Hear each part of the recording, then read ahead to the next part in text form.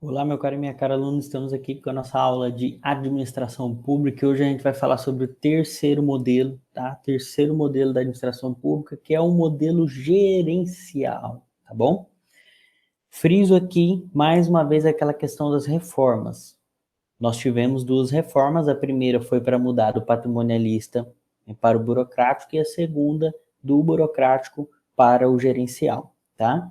Ressalto também que houve o período do paradigma pós-burocrático, onde já havia se identificado que o modelo burocrático tinha os seus pontos fracos e já havia aquela vontade de mudar o modelo burocrático para o gerencial, tá bom? Então agora vamos aí falar sobre esse modelo gerencial e eu trago aqui para vocês esse meme do Chapolin, ele fala, eu não quero extinguir a burocracia, né? Só precisamos fazer uma reforma e melhorar a nossa administração. Então esse é o foco da administração gerencial, ela não quis acabar com a burocracia, até porque a burocracia ela gera segurança, né? Então ela quis o quê? Ela quis aperfeiçoar, melhorar a administração burocrática, ok? Inclusive, aquela questão de concurso público se mantém ainda na administração gerencial, porque se vê que isso é positivo, né? Aí vai entrar também a transparência, a questão da informação. Muito importante frisar que nesse período da administração gerencial a gente começa a ver o cidadão como cidadão cliente, né? É um cidadão cliente da administração pública. Ou seja, ele além de ser cidadão, ele tem que ser tratado como cliente, pois nós somos usuários da administração pública, não é mesmo? Então, lembre-se disso, que a administração gerencial ela veio aí para gerar um melhoramento, gerar um aperfeiçoamento da administração burocrática. Então, ó, ela constitui um avanço e até certo ponto um rompimento com a administração pública. Por que até certo ponto? Porque ela não vai negar todos os pressupostos da administração burocrática, tá? Então, a gerencial ela não vai negar todos os pressupostos, que é aquela ideia que a gente falou lá do Chapolin, ela vai melhorar, tá bom? Então, ela não nega todos os princípios da administração burocrática e ela está apoiada na anterior, da qual conserva alguns princípios fundamentais. Que princípios fundamentais ainda foram conservados na administração gerencial? É a admissão segundo rígidos critérios de mérito. Então, onde a gente vê, por exemplo, quando abre o concurso público, ele exige ali que você tenha um ensino superior em alguma determinada área. E aí ele vai fazer prova de títulos, muitas vezes, dependendo da área que você for atuar. Então, existe uma contratação, ou seja, uma admissão com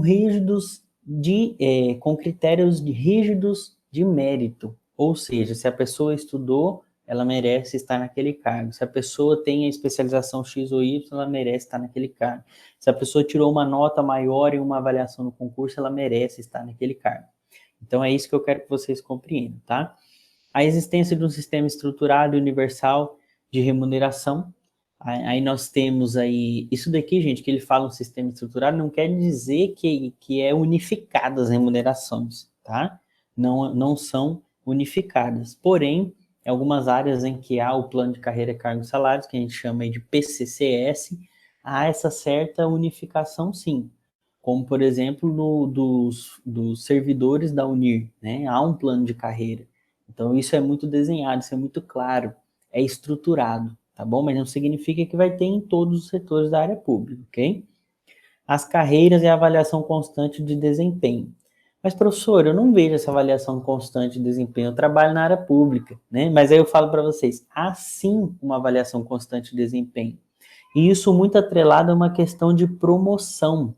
Vejam que hoje, por exemplo, se o servidor público ele consegue fazer uma pós-graduação, ele consegue fazer um mestrado, um doutorado, dependendo da área que ele esteja, automaticamente ele já vai conseguir ter aí uma promoção financeira, né? Ou seja, ele vai receber um subsídio financeiro pelo mérito dele, né, de ter essa formação, ok? E a avaliação do desempenho também da pessoa na função. Hoje nós temos, por exemplo, o período probatório. O período probatório, ele serve o quê? Para avaliar o desempenho do colaborador, né? Do servidor público. Se nesse período probatório, que é o período de 2 anos, ele não demonstrar um trabalho coerente com o que a administração pública precisa, ele vai ser exonerado, tá? E após esse período, ele também pode ser exonerado, dependendo do que aconteça, tá bom, gente? E outra coisa que a gente vê muito forte hoje também é o treinamento sistemático.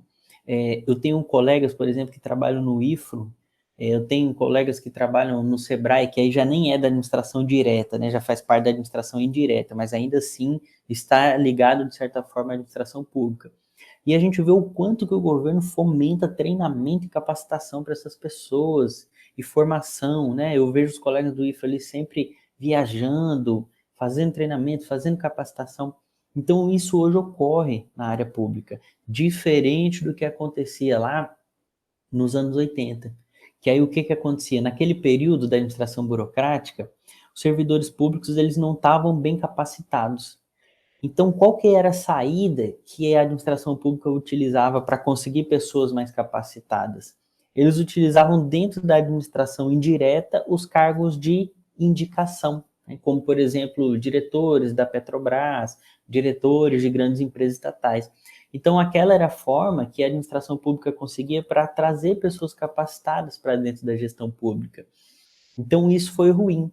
E visto essa deficiência da administração pública, da capacitação dos colaboradores, começou-se a ter esses treinamentos sistemáticos. E hoje a gente vê o quanto que investe, e isso é maravilhoso, porque quebra aquela visão de que o funcionário público ele fica parado no tempo, né? Claro que existem as suas exceções, existem pessoas paradas no tempo, assim como na área privada em diversas empresas, né? Mas em tese há um treinamento, há investimento nessa área, graças à administração pública gerencial que mudou esses preceitos, tá? Diferença fundamental está na forma de controle que deixa de basear-se nos processos para consertar os resultados. Quando a gente fala em administração burocrática, foco no processo, como que faz, né? Tudo muito burocratizado. Quando a gente fala em gerencial, a gente foca no resultado, tá bom? E aí vem aquela questão lá, quando a gente fala aqui, gente, controle do processo, foco no resultado, nos remete a isso daqui, ó. Controle a priori e a posteriori. Por quê? Porque na administração burocrática a preocupação era controlar os meios, ou seja, ficar controlando os processos. Um excesso de burocracia, né? Quando a gente vem para a administração gerencial, não. Parte do pressuposto o quê? Que vai dar mais autonomia para o servidor público, para o administrador público, para que ele tenha essa autonomia para que ele possa fazer um melhor trabalho. E aí, com essa autonomia, eu deixo de ficar verificando os meios e eu vou ver o resultado. Ok, eu te dou autonomia, mas e aí, você está entregando o resultado que a administração pública espera de você? Entenderam? É assim que funciona. Essa é a chave da virada aí da burocrática para gerencial também. Controle deixa de ser a priori e passa a ser a posteriori. Professor, me dê mais um exemplo. Para mim está abstrato essa questão do controle a posteriori. Vou dar um exemplo para você. Portal Transparência. Hoje nós vemos aí uma transparência muito legal das contas públicas, apesar de que nós temos que ser verdadeiros, que não é tão transparente assim, né? Há estados, há municípios que fazem essa transparência de uma forma legal, mas há outros locais que não fazem. Hoje mesmo no país, o estado que a gente tem, assim, que tem mais dificuldade nessa transparência é o Rio de Janeiro. Se a gente for ver as estatísticas, tem poucas informações comparado com outros estados do nosso país. Então há uma crítica aí, principalmente pesada, com relação aos jornalistas, né? Aí eu quero que vocês entendam o quê? Essa transparência, ela funciona assim, se o governo ele não funciona, o governante ali, o executivo não está fornecendo todas as informações, nós como cidadãos clientes podemos solicitar, tá? Não quer dizer também que nós seremos atendidos, mas temos o direito de solicitar. Então essa solicitação que ocorre em alguns estados, elas são mais atendidas, né? Ou seja, o cidadão cliente, eu quero uma informação assim da obra X e Y da Secretaria de Obras, né? E ele tem acesso a essa informação. Aí quando nós vamos para outros estados, como por exemplo o Rio de Janeiro, isso já acontece com uma frequência bem menor, bem menor.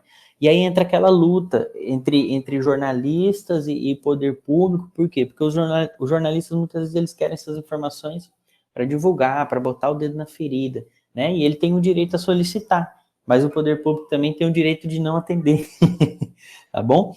Mas independente desses problemas que nós temos hoje de transparência, melhorou-se muito, muito e muito, muito da época da burocracia, principalmente da época da ditadura, né? Onde era muito ali obscuro as contas públicas. E hoje esse controle a posteriori, então, nós podemos dizer que ele ocorre também a partir do portal Transparência, tá? Gente, na administração pública, a estratégia volta para a definição precisa dos objetivos que o administrador deverá atingir em sua unidade, para a garantia de autonomia do administrador na gestão dos recursos humanos, materiais e financeiros que lhe forem colocados à disposição para que possa atingir objetivos contratados. Querem um exemplo? Porque talvez a gente fale assim, professor, eu estou vendo aí o senhor falando que, né, que o administrador público, aí, por exemplo, ele vai ter essa autonomia, mas eu não vejo isso na prática. Na verdade, gente, há sim uma certa autonomia. Claro que ela não é uma autonomia 100%, como, por exemplo, um proprietário de uma empresa da gestão privada. Lá ele tem autonomia total, né? Ele faz o que ele quer, ele compra, ele vende, ele revende, compra no preço que ele quer. Se ele quiser fazer cotação, ele faz. Se ele não quiser, ele não faz. Na administração pública, não. Nós temos legislação que regem muitas coisas. Legislações, né? Decretos que regem muitas obrigações. Só que há, por exemplo, há alguns tipos de contas financeiras do qual o administrador público ele pode realocar, né? Então ele pode realocar ali um valor financeiro de uma conta de um setor para o outro, né? Desde que isso seja bom, né, para a administração daquele município, daquele estado. Mas lembrando que em algum momento, dependendo da conta que for realocar, isso não pode ser feito. Por exemplo, quando a gente for estudar lá PPA, LDO e LOA, vocês verão que perante a PPA é estabelecido o quê? Que há uma porcentagem no Brasil de toda a receita que deve ir para a educação, há uma porcentagem mínima. Há uma porcentagem mínima que deve ser alocada na saúde. Então, o que acontece? O gestor público tem autonomia? Tem, desde que ele obedeça aquela porcentagem mínima. Não pode ser menor do que aquilo. Aí ele vai cair na onde? Na LRF, na Lei de Responsabilidade Fiscal, e vai responder por isso. Então, ele tem autonomia? Tem, mas também tem uma legislação, né, que ampara essa autonomia, não é uma autonomia assim ao léu. Quando a gente fala em administração pública, lembre-se da nossa primeira aula que a gente falou entre as diferenças. O que acontece na administração pública? Só pode ser feito aquilo que está previsto em lei, está previsto na legislação, diferente da administração privada. Tudo que não é rezado na lei, na área privada pode ser feito. Então, é muito diferente isso aqui na área pública, tá bom?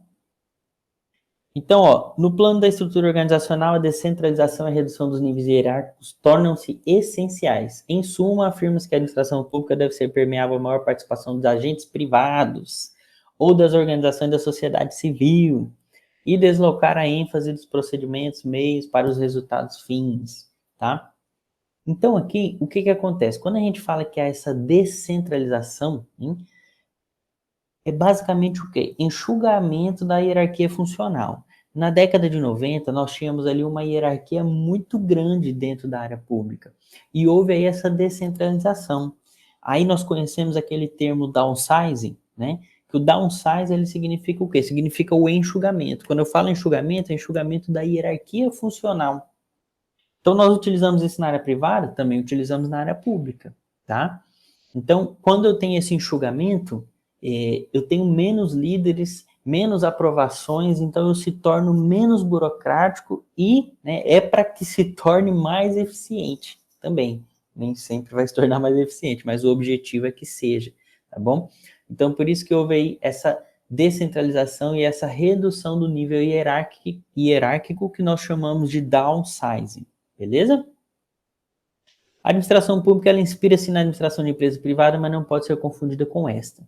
Gente, por que não pode ser confundida com esta? Porque na administração pública, nós, como cidadãos clientes, temos a obrigação de pagar alguns impostos e contribuições. E muitas vezes a gente pensa que o Estado, ele tem a obrigação, né, a obrigação de prestar tal serviço para mim porque eu pago os meus impostos. Mas perante a legislação não é bem assim, tá? Perante a legislação não é assim. O pagamento do imposto não te garante determinado benefício, etc. e tal. Mais que o imposto e algumas contribuições são obrigatórias, elas são obrigatórias sim. Muitas vezes independente de você pagar o seu imposto, não. Mas professor, não entendi. Eu vou explicar para vocês. Um andarilho, por exemplo, um morador de rua, ele paga imposto? Não, ele não paga imposto, né? Dificilmente, geralmente ele ganha alimento, roupas, então, se a gente for olhar, ele não contribui ali com impostos. Mas ele tem direito à saúde? Tem, com certeza. Se ele passar mal, se ele precisar, ele vai para o hospital público e vai ser atendido. Ele tem direito à educação? Sim, se ele quiser, né, estudar, ir para uma escola, ele vai ter esse direito. Então, é isso que eu quero que vocês entendam, tá? O direito é para todos. Não é só porque você paga imposto que você vai ter esse direito, ok? Então, ó, enquanto a receita das empresas depende do pagamento dos clientes, fazem livremente na compra de seus produtos e serviços, a receita do Estado deriva de impostos, ou seja, de contribuições obrigatórias sem contrapartida direta. Enquanto o mercado controla a administração das empresas, sociedade, por meio da administração pública, os de políticos eleitos controla a administração pública. Então, o que que acontece? A sociedade, na administração privada, ela que define o que vai ser feito, a forma que vai ser feita. Tá? E ela depende o quê? Dos clientes. Depende que os clientes queiram consumir para que ela gere receita. Na administração pública, não. Nós, cidadãos clientes, temos que pagar esses impostos querendo ou não. Né? Por exemplo, quando eu consumo uma gasolina, independente do posto de gasolina que eu consumo, eu estou pagando ICMS. Eu estou pagando outros impostos também, além do ICMS. Então, isso é o quê? O imposto, ele é imposto sobre os cidadãos clientes. Né, gente? Então aí vem uma diferença bacana para vocês começarem aí a compreender, que é a diferença do estado do bem-estar social e estado liberal. Então nós passamos ali por um estado liberal e depois por um estado neoliberal, e hoje a gente vive aí um pouco de um paradigma onde esse estado neoliberal começa a ser quebrado, né? Porque a gente vê aí grandes potências econômicas querendo proteger um pouco mais o seu mercado interno, assim como os Estados Unidos. E esse é um assunto mais voltado aí para a disciplina de economia, né? Mas que é interessante aí vocês lembrarem, tá bom? Nessa disciplina nós vamos aí falar sobre o estado do bem-estar social. Porque quando a gente fala do bem-estar social, nós estamos aí nos remetendo ao modelo europeu de administração pública. E quando a gente vai falar do modelo europeu de administração pública, é legal porque aí a gente começa a compreender qual que é a diferença do nosso país para esses outros países desenvolvidos, né? Como, por exemplo, os países escandinavos, como, por exemplo, os Estados Unidos, né? Os Estados Unidos já não é na Europa, mas também podemos aí fazer uma comparação, até porque ele foi colonizado aí, né, por europeus, ele tem esse viés um pouco mais europeu, ok?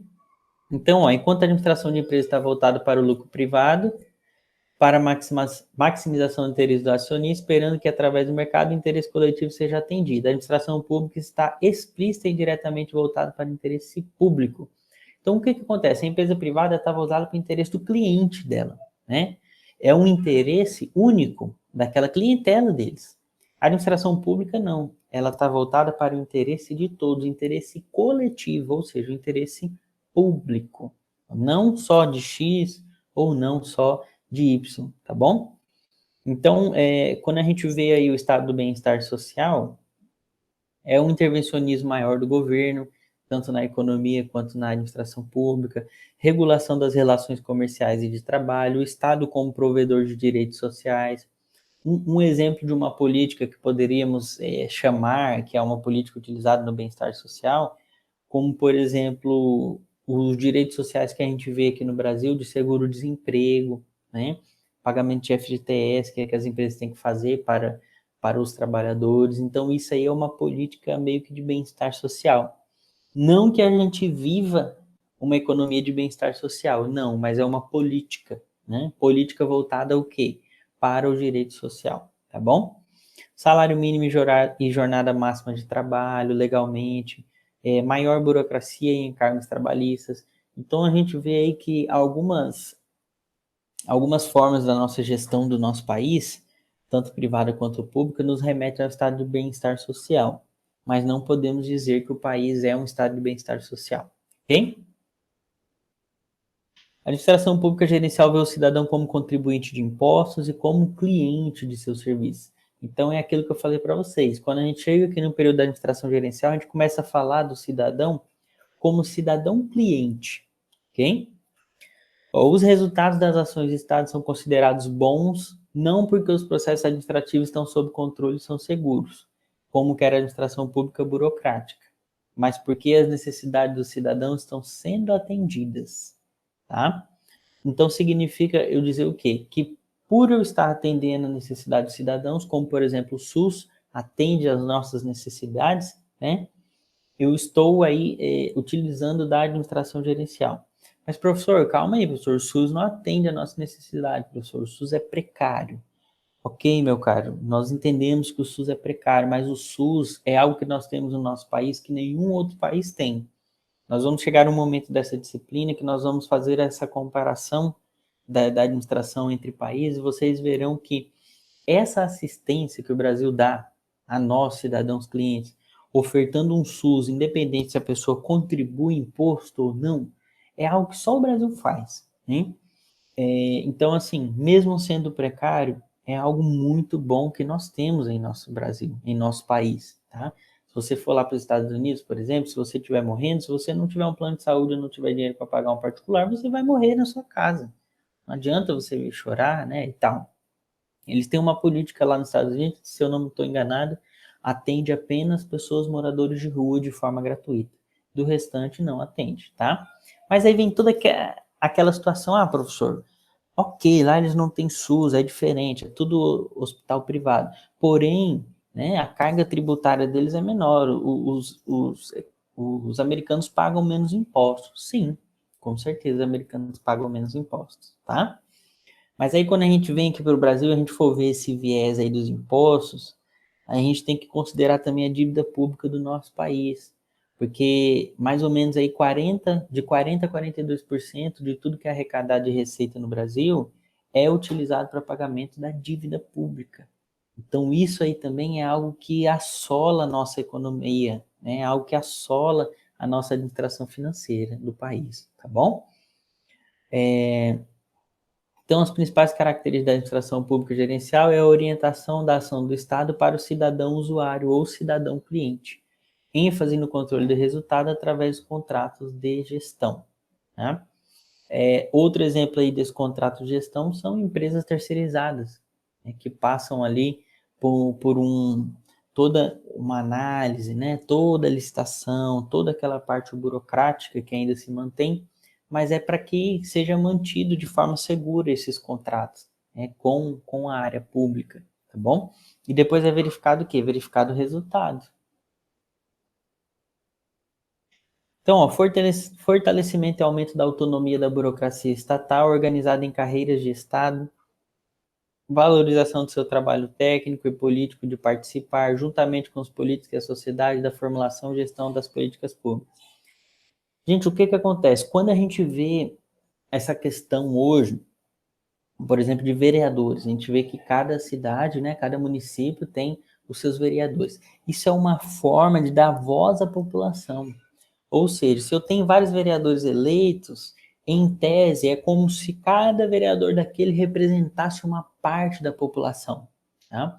Então, essa que é a voz que fala que o poder público dá à sociedade. Através, por exemplo, dos vereadores municipais, né? Através dos senadores e etc. Então, vejam que a política ela está entrelaçadíssima com a administração pública, como eu já falei para vocês anteriormente. Ok? Muitas coisas que estão aqui, né, na legislação pública, ela acontece, né, mas muitas também nós sabemos que não acontecem como deveriam acontecer, mas está na legislação, ok? Separação entre secretarias formuladoras de políticas públicas e de caráter centralizado, unidades descentralizadas, executoras dessas mesmas políticas. Gente, quando entrou a administração gerencial, o que acontece? O governo FHC ele fez uma transformação muito grande. Aí a gente vem lá para um enxugamento do Estado. O que acontece? O modelo burocrático estava ruim também, porque o Estado estava muito inflado. Imagina, o Estado ser dono de tantas empresas grandes, ter que fazer toda a gestão dessas empresas, né, todos os pagamentos. Então, isso deixa um Estado inflado, isso faz que o Estado se torne caro. A máquina pública fica difícil de manter porque ela está inflada, ela se torna cara. Então, qual foi a saída ali do governo FHC para entrar nessa administração gerencial? Foi fazer as privatizações, tá? Então, por isso que houve aí essas privatizações, né? E houve também ali aquela separação de alguns setores que eram da administração direta, que puderam se tornar setores da administração diretas, como autarquias, por exemplo, né? Que se remetem aí à administração pública, mas porém não fazem parte da administração pública direta, elas são da administração pública indireta, direta. E aí outra coisa também foram as agências reguladoras, que nós iremos falar nessa disciplina, vocês vão fazer uma atividade sobre agência reguladora. As agências reguladoras, elas vieram também como um pressuposto para enxugar a máquina pública. Por quê? Porque aí eu divido, eu setorizo essas agências. E essas agências, o que o governo fez? Dá autonomia para elas, autonomia financeira, orçamentária, de execução de trabalho, etc. Porque assim eu enxugo a máquina pública, ou seja, eu deixo de me preocupar com determinadas coisas e foco mais na necessidade dos meus cidadãos clientes, dos meus clientes cidadãos. Entenderam? Por isso que houve aí a criação das agências reguladoras. Aí vocês vão falar, mas professor, o que o governo fez então para manter esse controle? Porque como que ele deu assim para as agências cuidarem? É aí que está. Por mais que a agência reguladora, as agências, né, que são 10, elas não estejam na administração direta, os diretores, os superintendentes dessas agências reguladoras, eles são de indicação do Poder Executivo. Ou seja, o presidente indica a pessoa responsável da agência X, Y, Z. Então, dessa forma, se mantém um pouco de controle ainda por parte do governo vigente, né? Por parte do chefe do executivo, ok? Toda vez que a gente fala chefe do executivo, nós estamos falando do presidente do país, ok? Separação entre as secretarias, políticas públicas e tal. Terceirização das atividades auxiliares ou de apoio que passam a ser licitadas competitivamente no mercado. Então, o que houve aí de vantagem também? Houve aí, também para enxugar, né, a máquina pública, houve essa utilização de empresas terceirizadas, que hoje nós conhecemos como licitações, que fazem contratação dessas empresas, como, por exemplo, vai fazer um asfalto na BR, abre licitação, pega lá várias empresas, vê a que vai prestar o melhor serviço, com o menor valor, com certeza, contrata ela para atender. Aí vocês imaginam, e se o Estado, né, o governo, eu falo Estado aqui no âmbito geral, tivesse que dispor de todo esse maquinário para fazer essas rodovias, tivesse que dispor de toda essa mão de obra, todas as pessoas para fazer essa rodovia, ficaria mais difícil para o governo fazer essa gestão. Vocês entendem? Por isso dessa questão aí das terceirizações. Claro que existem as críticas, existem, como por exemplo, professor, mas isso é ruim, porque aí deixa de contratar pessoas como funcionário público. Sim, né, tem esse viés aí negativo, mas tem também um lado positivo, né, que para a economia do país, o país não dava conta de manter tudo aquilo, tá? Outro viés negativo também que tem nisso, gente, é a questão da forma que às vezes foi leiloado algumas empresas, algumas estatais, né, a forma como ocorreu essa venda. Às vezes o problema não é a venda em si, né, de uma empresa estatal, mas às vezes o problema é a forma que foi vendida a empresa estatal, o preço que foi vendido, como que foi negociado, né? Então tudo isso aí a gente tem que levar em conta, tá? Lembrando que eu estou aqui passando esse conteúdo para vocês, tentando ao máximo não ter nenhuma ideologia política aqui de direita nem de esquerda. Eu estou passando as informações para vocês como elas são, tá? Do ponto de vista administrativo, do ponto de vista da gestão pública, ok? Então aí teve a terceirização das atividades auxiliares de apoio, aí tem uma charge aqui, né? Pai, o que é terceirização? O menino pergunta para o pai. É quando o trabalhador cai para a terceira divisão, que é aí uma crítica quando o governo começou aí a vender as estatais. Aí você imagina uma pessoa que ele é um funcionário público, ele deixa de trabalhar para o governo e ele vai para uma empresa terceirizada. Aí na visão aí dos críticos, como se caísse para a terceira divisão, ok? Então, meus caros, é isso. Lembrando que depois da administração pública gerencial veio a New Public Management, ou a nova administração pública, aonde continuou ainda nessa pegada gerencial, mas com algumas adequações para que ela ficasse melhor ainda. E nós estamos vivendo aí a New Public Management até hoje, tá? Que é essa nova administração pública gerencial, ok? Então, muito obrigado aí, espero que tenham compreendido. A gente vai se falando aí. Tchau, tchau.